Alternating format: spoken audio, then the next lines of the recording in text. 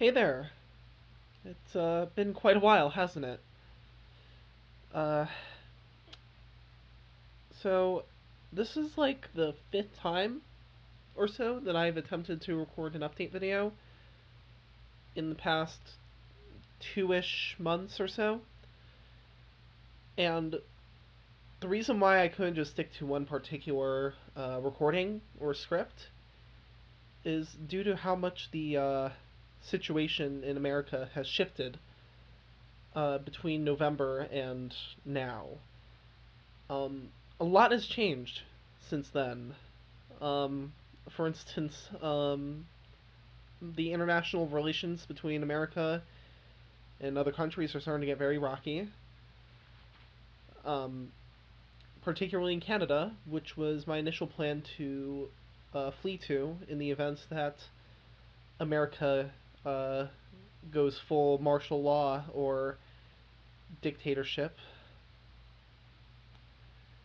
Unfortunately, that's seeming less and less likely due to the fact that, obviously with martial law comes closing borders, and even if I were to cross the border, I was going to remain an illegal regardless. So I'd either be an illegal in the midst of a Canadian American conflict, or America would take over and I'd be under American rule, uh, even on Canadian soil.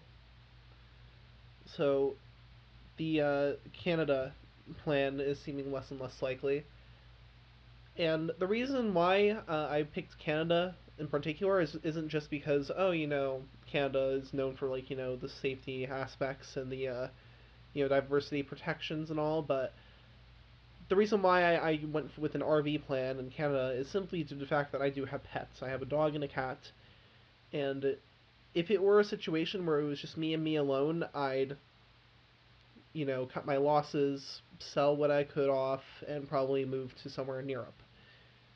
However, I have responsibilities, namely due to my little fur babies, and I know that may seem like such a minor thing. You might be thinking, oh, why can't I just leave my pets with a family member or give them away to a shelter or something? And even outside the whole emotional attachment aspect, I can't just abandon them. They're my babies, and I love them, and I've had them for years. So it's it's a difficult situation. Alongside the international relations getting shaky and all, um, the involvement with the numerous wars, which we've always been pretty knee deep in wars in general over the past few decades.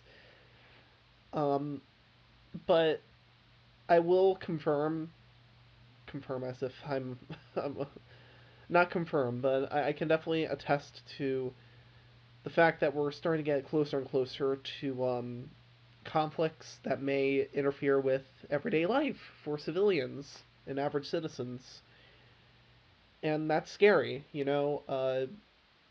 I can talk all day about the drones, the New Jersey drones that have been flying over um, and crossing state lines as well, as well as just Elon having unchecked government power as well. It's pretty self-explanatory, unless you're a Elon or Trump nationalist, not nationalist, Elon or Trump loyalist, in which case, what are you doing watching this video in the first place, Well, I don't see how this video is any interest to you. Um, but Elon having unchecked power is incredibly scary, um, as well as overall just cultural shift, being driven by both the government and big tech. Just the transphobia, the queerphobia in general, the misogyny, the racism, the xenophobia. It's all incredibly present, especially in the social media aspect of things. Obviously, with Elon's takeover of Twitter, turning it to X, the policy changes are pretty self-explanatory. But as of recently, both Meta and Amazon have decided to follow suit and adopt very similar policies. Um, it's actually pretty disgusting if you look at the fine print of the meta stuff and the actual examples they give as to what is actually allowed on the site. Um, I don't even want to repeat those things, but like I said, you can do your own research. And the fact that Zuckerberg and Bezos are literally showing up to the inauguration alongside government officials. Uh, yeah, welcome to American oligarchy. you know, Here we are. We've reached this point. So, with all that being said and all that digesting, where do we go from here? Where do I go from here? Am I staying or am I leaving? The truth is, I'm not entirely sure. Um, if it gets to a point where there's a military presence, for instance, in civilian streets, or if obviously any of Trump's decisions cross any ethical boundaries or boundaries that will affect my everyday life, which I hate to say it, but it's starting to become part of me. It's starting to become more and more likely as each day passes by.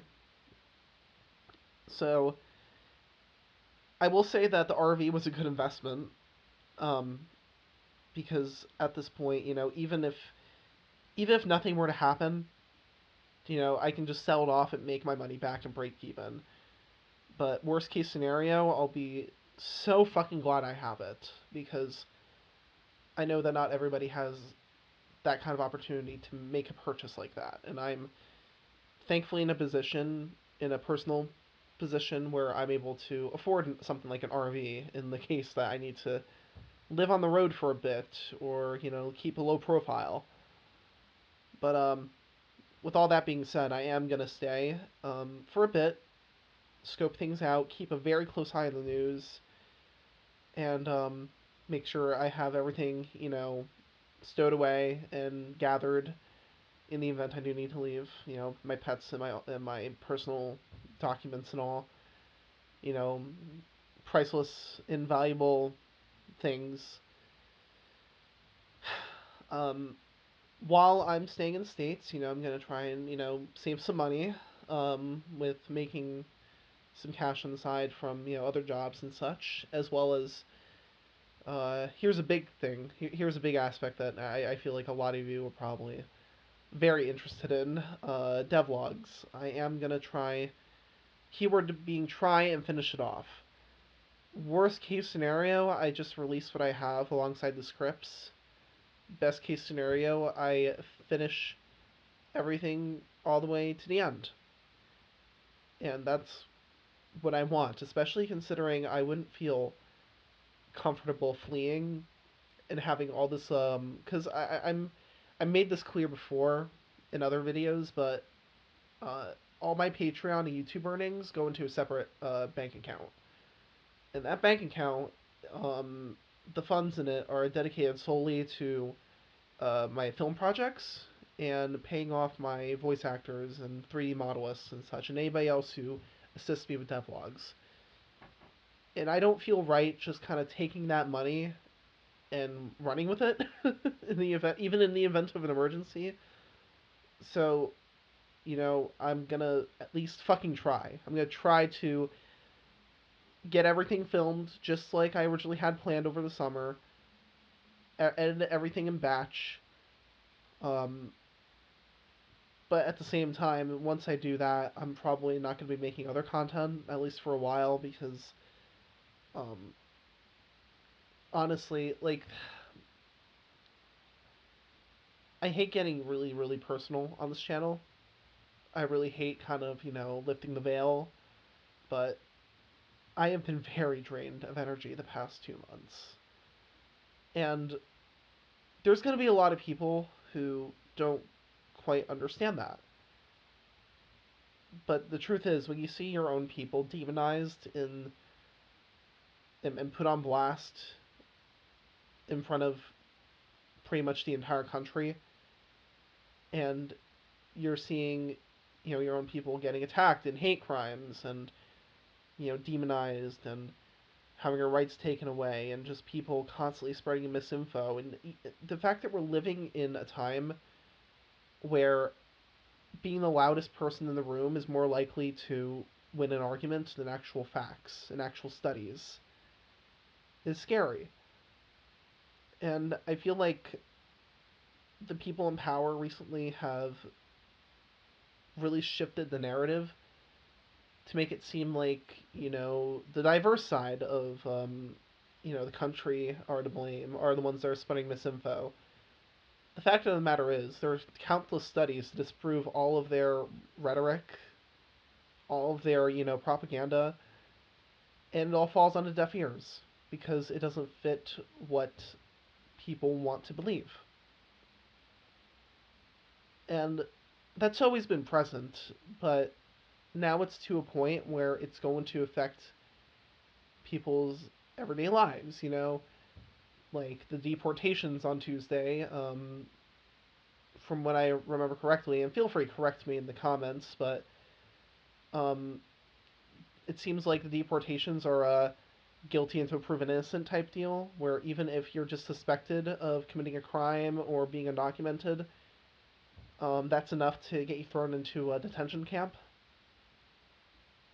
And that's just one example of the kind of America that we're going to be living in from Monday onward. I'm not prepared for that. And I'm sure a lot of people feel the same exact way. I don't think there is any proper way to prepare for what's going to happen. There's just so much hatred and so much negativity and so much bitterness, so much discontent, and so much disregard for others. Nobody has each other's interests in mind. It's all just self interest and self preservation. And it's sad because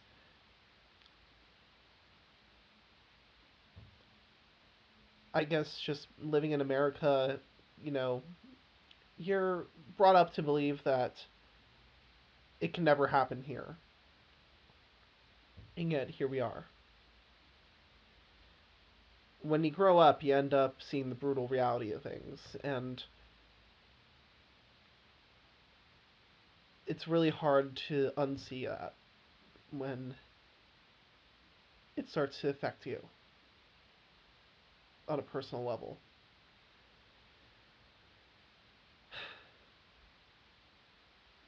Anyways, the GoFundMe for the RV is still open if you want to donate. Um, the RV needs some basic repairs, so any money that I get through that GoFundMe will come in handy. If you want to donate to fund my film projects like devlogs and such, that's what my Patreon is for. Plus, you can talk to me on the Discord server when I'm active, that is. And by the way, huge, huge, huge, huge, huge thank you to the Patreon and YouTube members who have been honestly way too patient with me because I've been pretty dormant on the Discord server and I've been pretty dry in content the past couple months and they've still stuck around and it's just, you guys are awesome. Thank you so much. I love you all and I cannot properly articulate how grateful I am. Hopefully maybe I can articulate that by making some bomb ass content with the money you give me because that's all I want to do, I just want to be able to give back. Um, if you're queer or trans or a person of color or or a foreigner as they or just whatever, if you're not fitting the bill of what is quote unquote normal, you're not alone. I'm starting to realize how much the word foreigner is probably a very, very bad term to refer to others. I apologize. My brain is obviously very discombobulated. Um, I'm recording this kind of on a whim and just trying to get it over with because I've been holding off from recording this update video for a while, and I just kind of wanted to rip the band-aid off. So, um, yeah, I'll see you guys soon, and thanks for supporting me. Make sure to stick together.